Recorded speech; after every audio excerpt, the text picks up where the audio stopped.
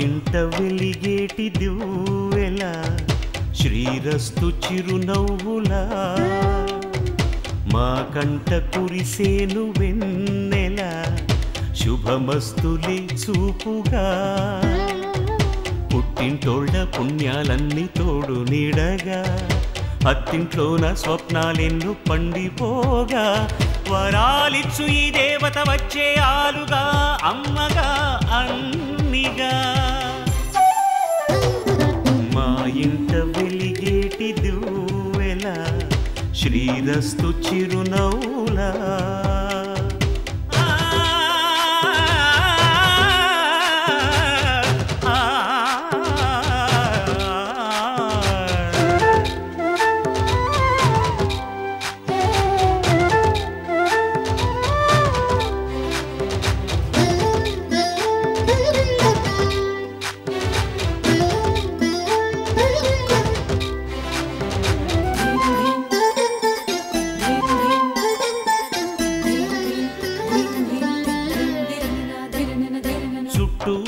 చీకట్లన్నీ కాటుక పెట్టింది తన కష్టాల కన్నీరు తానే తాగింది మాట మాట మంచి చెడ్డ మాలలు కట్టింది తన అమ్మోరి మెళ్ళోన మల్లిగా మారింది సహనంలో భూమాతై సహధర్మంలో సీతై సాగింది ఒంటిగా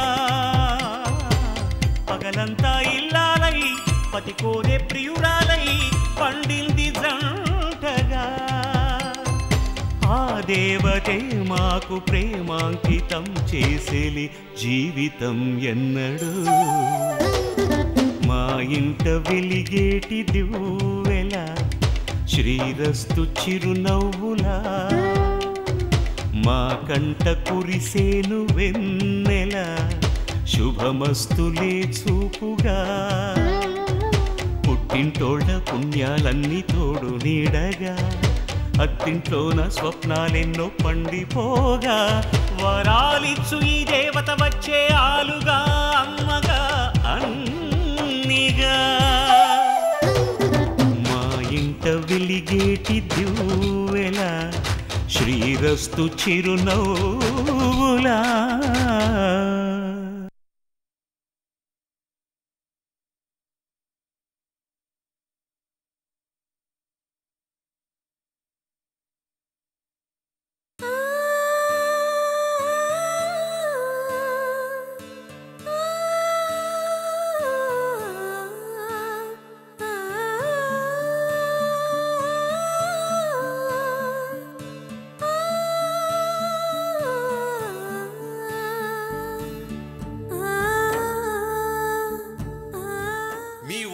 నీకంటే ఈ రామ్ నే ఎక్కువ నమ్ముతాడు వారం లోపు నాకు దక్కుతావా దక్కవా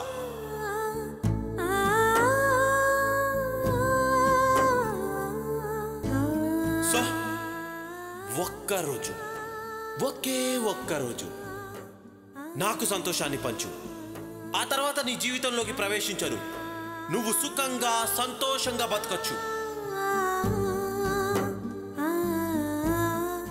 ఇప్పటికైనా నువ్వు ఈ రామ్ కెపాసిటీ ఏంటో తెలుసుకుని హ్యాట్స్ ఆఫ్ అని ఈ గుండెల మీద వాలిపో కావ్యాన్ని మంచి సైక్రియాటిస్ట్ చూపించాలనుకుంటున్నాను మతి ఉందో చెడుందో తెలుస్తుంది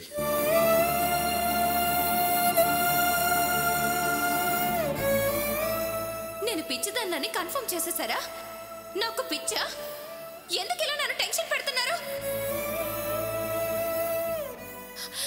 మావయ్య నన్ను వదలండి నా మాట వింటావు కదా నువ్వు లేదమ్మా నేను నమ్ముతాను నా మాట విను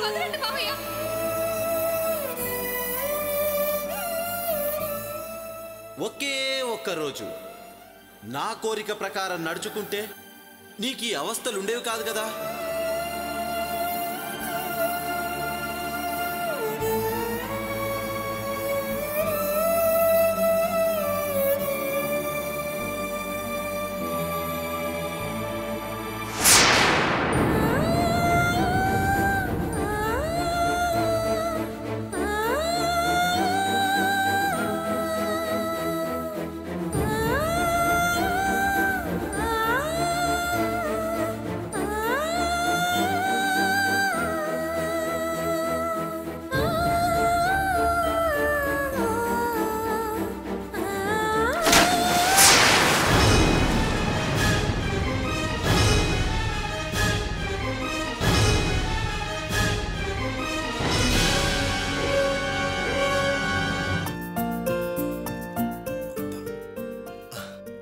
మావయ్య మొత్తం 1,06,000 రూపాయలు. మొదటి రోజు కలెక్షన్. ఓపెనింగ్ రోజు ఇంత కలెక్షన్ వస్తుందని కొంచెం కూడా ఊహించలేదు. చాలా సంతోషంగా ఉంది మావయ్య. ఈ కలెక్షన్ బట్టి ఆలోచిస్తే స్టోర్ ని ఇంకా చాలా పెద్ద స్థాయిలో డెవలప్ చేయగలమనే నమ్మకం కలుగుతుంది. అసలు ఆ స్థలంలో డిపార్ట్మెంటల్ స్టోర్ కడితే చాలా బాగుంటుందని అదిరిపోయే ఐడియా ఇచ్చింది మీరే కదా. మీరు సూపర్ గా ఆలోచించారు. మంచి రిజల్ట్ వచ్చింది మావయ్య. యు ఆర్ గ్రేట్ మావయ్య. ఏంటి మావయ్య, నేను మన స్టోర్స్ గురించి ఇంత ఆనందపడుతూ మంచి వార్త చెప్తుంటే మీరేంటి అలా సైలెంట్ గా ఏమీ కామెంట్ చేయకుండా, హ్యాపీనెస్ ఎక్స్ప్రెస్ చేయకుండా అలా మౌనంగా కూర్చున్నారు? ఏం మాట్లాడమంటావు బాసు? ఏమేం మాట్లాడకూడదు అది అందరి ముందు మాట్లాడేసి అవమానం చేసింది.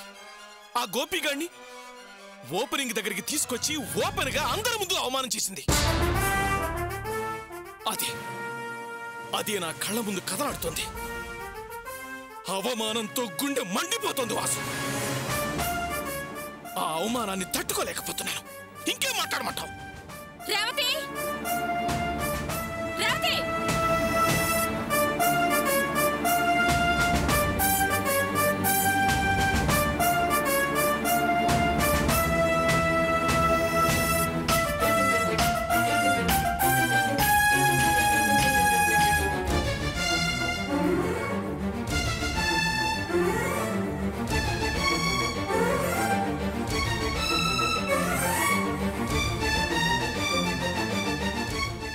ఏంటి రేవతి, నువ్వు చాలా తప్పు చేసావు. చాలా పెద్ద తప్పు చేసావు. ఏదైనా అలా మాట్లాడి ఉండకూడదు. న్యాయం ధర్మం అనేది మన ఇంట్లో మాట్లాడుకోవాలి గాని అలా అంతమంది పెద్ద మనుషుల ముందు మాట్లాడచ్చా? వచ్చిన పెద్దవాళ్ళందరూ మీ నాన్నకి మర్యాద ఇచ్చి నమస్కరించారు. కానీ నువ్వు వాళ్ళందరి ముందు పిచ్చి పిచ్చిగా మాట్లాడావు.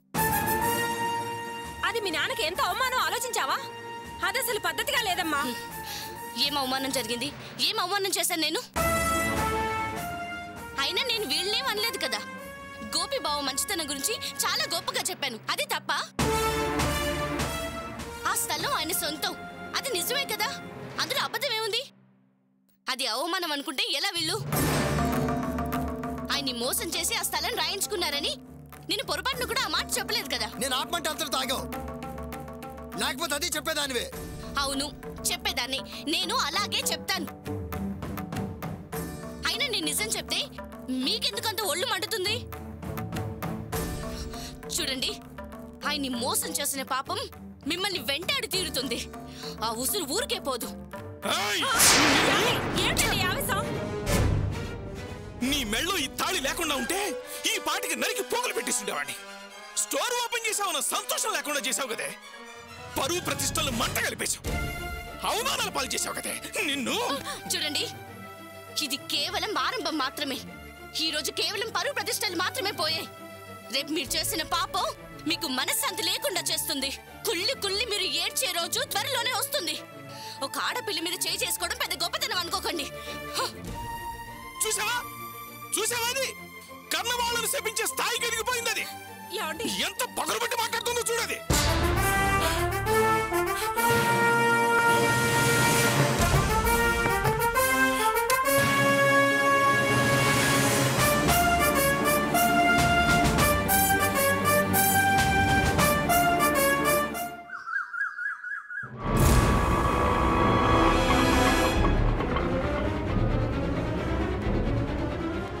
గోపి, రే గోపి, రా అన్నయ్య. అర్చన, ఏంటన్నయ్య ఇంత పొద్దున్నే వచ్చావు? గోపి ఏడమ్మా? ఇప్పుడే స్నానానికి వెళ్ళారు. నువ్వు కూర్చో అన్నయ్య, కాఫీ పెట్టిస్తాను. అమ్మా, కాఫీ టీలు ఇప్పుడు ఏమొద్దమ్మా, ముందు గోపిని రాని.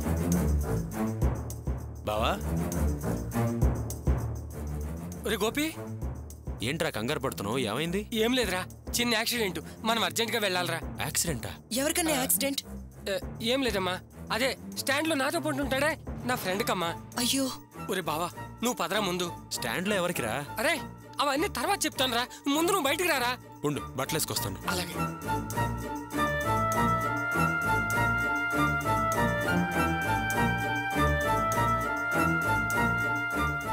ముందు నువ్వు తొందరగా ఎక్కరా. ఎవరికి రా యాక్సిడెంట్? చెప్తాను, ముందు ఎక్కరా. స్టాండ్ లో ఎవరికో అన్నావు? స్టాండ్ లో ఎవరికి ఏం కాలేదులేరా. మరి కావ్యకిరా.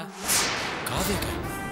ఏంట్రా నువ్వు చెప్పేది? అవునరా, లోపల అర్చనా ప్రియ ఉన్నారని వాళ్ళ ముందు చెప్పడం ఎందుకని స్టాండ్లో ఫ్రెండ్గా నా అబద్ధం చెప్పానురా. అలాగా? ఇప్పుడు కావ్య ఎక్కడుందిరా? హాస్పిటల్లో అడ్మిట్ చేశానురా. వెళ్దాం పద. పద.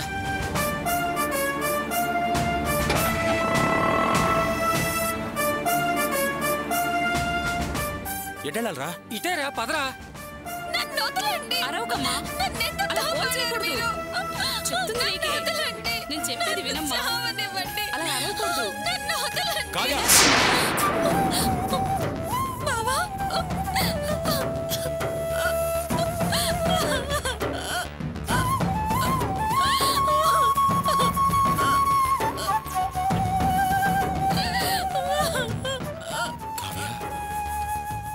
ఏంటమ్మా ఇది? శివగాడు నాకు విషయం చెప్పగానే నా ప్రాణం పోయినంత పని ఏం తెలుసా? నువ్వు బాగా చదువుకున్న దానివి, తెలివైన దానివి, ఎందుకమ్మా ఇలా చేశావు? ఆటో స్టాండ్లో నా ఫ్రెండ్ ఆ చెరువు వైపు కిరాయికి వెళ్ళొస్తూ ఉండగా చెరువులో దూకి నిన్ను చూసి గోపి మరదలాగా ఉందా అని నాకు ఫోన్ చేసి చెప్పాడు. అంతే, వెంటనే నేను వెళ్ళి గోపిని తీసుకుని వచ్చాను. సార్, ప్రాణాలైతే కాపాడగలిగాము. తను కోఆపరేట్ చేస్తేనే కదా మేము ట్రీట్మెంట్ చేసేది. కావ్య, నువ్వు మల్సిని పెళ్లి చేసుకుని సుఖంగా సంతోషంగా ఉంటావు అనుకున్నాను. కానీ నీ జీవితాన్ని ఎందుకమ్మా ఇలా నాశనం చేసుకుంటున్నావు? అసలు ఎందుకు ఈ పిచ్చి నిర్ణయం తీసుకున్నావు? ఈ పిచ్చి ఆలోచనతో అనవసరంగా ఈ పిచ్చి పని చేసి ఏమాటే బావా, నేను ఇలాంటి నిర్ణయం తీసుకోవడానికి కారణమైంది. ఏమంటున్నావు కావ్య? ఇప్పుడు నువ్వు అన్నా చూసావా, పిచ్చి నిర్ణయం, పిచ్చి ఆలోచన, పిచ్చి పనులు అని. ఆ మాట విని విని విసిగిపోయి భరించలేక నిజంగా పిచ్చెక్కి ఇలా చేయాల్సి వచ్చింది. కావ్య, నువ్వేం చెప్తున్నావు నాకు అర్థం కావట్లేదు. కాస్త అర్థమయ్యేలా చెప్పు. దయచేసి మీరందరూ కాస్త బయటికి వెళ్తారా? నేను బావతో కాస్త మాట్లాడాలి. సరే.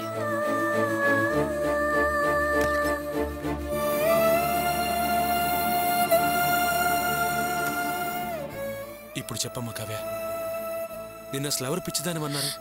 నా అత్తగారింటి వాళ్ళు. అత్తగారింటి వాళ్ళ? అంటే మల్స్ కూడా నిన్ను ఇబ్బంది పెడుతున్నాడా? ఒక్క మల్సే కాదు, మొత్తం ఫ్యామిలీ మెంబర్స్ అంతా నాకు పిచ్చనే అన్నారు. పిచ్చి అని ముద్ర వేశారు.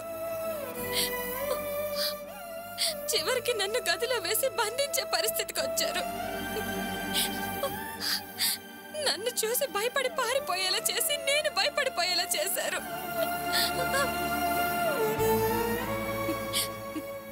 నాకు అలాంటి పరిస్థితి రావడానికి మెయిన్ కారణం ఎవరో తెలుసా?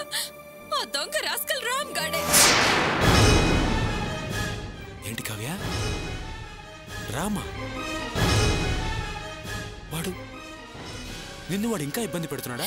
మామూలు ఇబ్బంది కాదు బావా, సంవత్సరం నుంచి విపరీతంగా టార్చర్ పెడుతున్నాడు. అసలు వాడు ఏం చేశాడో తెలుసా?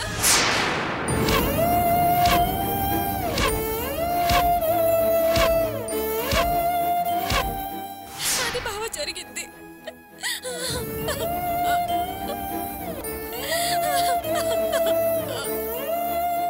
కావ్య, ఏడవకమ్మా, ఊరుకో. చూడు కావ్య, మీ కుటుంబం మొత్తంలో అందరికన్నా నువ్వే బాగా ధైర్యవంతురాలివి. అలాంటిది నువ్వే ఇలా భయపడితే ఎలా చెప్పు? చూడు, నన్ను అర్చన్ని మా ఇంట్లోంచి బయటికి గంటేసినప్పుడు నేను చాలా భయపడ్డాను. అప్పుడు మీ అక్క అర్చనే నాకు ధైర్యం చెప్పింది. ఈరోజు నేను ఇలా ఉన్నానంటే దానికి కారణం మీ అక్కే. నువ్వు మీ అక్క కంటే ఎంతో ధైర్యవంతురాలివి. అలాంటిది నువ్వే ఇలా అయిపోతే ఎలా చెప్పమ్మా?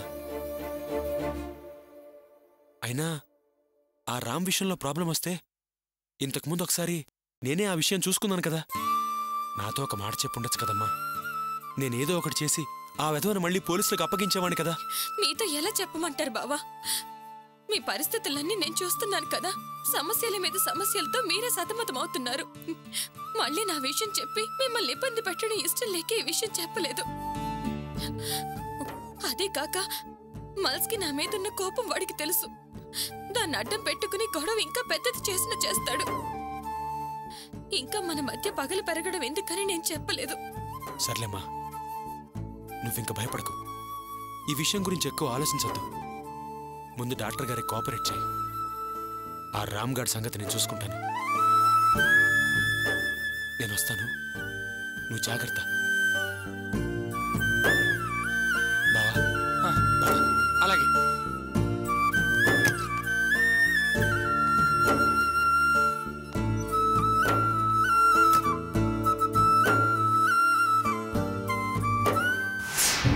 సార్ సార్ సార్ మీకు విషయం తెలుసా? మన జేఎండి కావ్య గారికి మతిపోయిందంట, పిచ్చి పిచ్చిగా ప్రవర్తిస్తుంది. అలాగా? అవునవును, నేను విన్నాను. మీకు మరో విషయం తెలుసా? ఆవిడకి అలా కావడానికి కారణం మన మేనేజర్ రామేనంట. ఏంటి మేనేజర్ గారా? ఆయన చూస్తే అలా అనిపించరే. Good morning sir. Good morning. వాడెవరినైనా టార్చర్ పెట్టగలిగేంత మనిషి నన్ను కోపంతో మింగేలా చూస్తాడు. కావ్య మేడంకి పిచ్చెక్కేటట్లు టార్చర్ పెట్టుంటాడు. అవును, ఈ విషయాలన్నీ మన ఎండి గారికి తెలియవా? నిన్న ఎండి గారి ఇంటికి వెళ్లేసరికి మేడం గారి ఇంట్లో లేరంట. ఆవిడకి పిచ్చనుకొని ఎండి గారి పేరెంట్స్ గదిలో పెట్టి తాళం వేశారట. ఆవిడ బాల్కనీ నుంచి పారిపోయిందట. సారేమో మేడం కోసం సిటీ మొత్తం గాలిస్తున్నారట. వీటన్నిటికీ కారణం ఆ రాస్కల్ రామయ్య అయి ఉంటాడు. Good morning sir. Good morning. Good morning sir.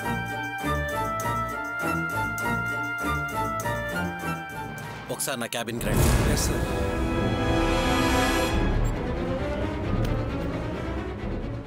చెప్పండి సార్. ఏంటి మేనేజర్ గారు? సార్, నేను లేనప్పుడు స్టాఫ్ నా గురించి చాడీలు చెప్పుకుంటున్నట్టున్నారు. వాళ్ళు ఏం మాట్లాడుకుంటున్నారు? ఏమీ లేదు సార్, మీ గురించి కాదు సార్. అవును సార్, మీకు ఈ విషయం తెలీదా? కావ్య మేడం గారికి మెంటల్ డిస్టర్బెన్స్ వచ్చిందట. ఆమెని గదిలో పెట్టి తాళం వేశారట. కానీ ఆవిడ గదిలోంచి తప్పించుకుని పారిపోయిందట సార్. అవునా? అవును సార్. నువ్వు చెప్పేది నిజమేనా? అవును సార్, మన ఎండి గారు కూడా మేడం గారి కోసం వెతుకుతూ తిరుగుతున్నారు సార్. సార్, నేను నా క్యాబిన్కి వెళ్ళొచ్చా సార్? ఓకే ఓకే వెళ్ళండి. Okay sir. ఏంటిది?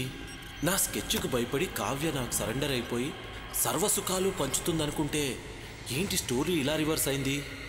ఒకవేళ అది పారిపోతూ పోతూ తనిలా పారిపోవడానికి కారణం నేనేనని కన్నీళ్లతో లెటర్ రాసి పెట్టిపోలేదు కదా? అదే గాని జరిగింటే, ఆ మెంటల్ మల్స్ గాడ్ గాని దాన్ని నమ్ముంటే, వాడు ఏ విషయమైనా ముందు నాకే ఫోన్ చేసి చెప్పేవాడు కదా. కావ్య కనిపించకుండా పోయినా ఇంత పెద్ద విషయం నాకు ఫోన్ చేసి చెప్పలేదు అంటే అనుమానించాల్సిన విషయమే. నాకెందుకు ఫోన్ చేసి చెప్పలేదు? నా మీద డౌట్ గాని రాలేదు కదా. వస్తే మనం డేంజర్లో పడతాం. ఇంకా ఇక్కడుంటే ప్రమాదమే. వెంటనే ఎస్కేప్ అవటం బెటర్. ఏంటి సార్, అప్పుడే వెళ్ళిపోతున్నారేంటి? నేను అర్జెంట్గా ఫ్యాక్టరీకి వెళ్తున్నాను. సార్, ఎండి గారు వస్తే చెప్పండి. అలాగే సార్.